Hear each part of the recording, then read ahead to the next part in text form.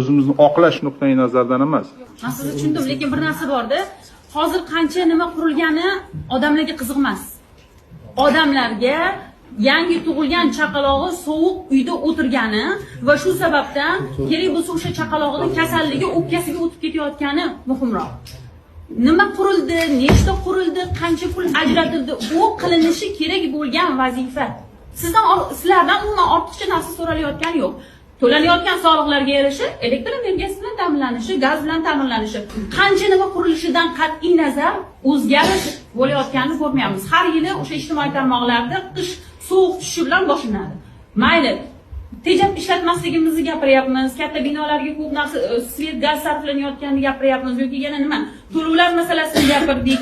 Investorlarni umuman bizga balki ishonishmayotgani, investitsiya kiritishmayotganini gapirdik.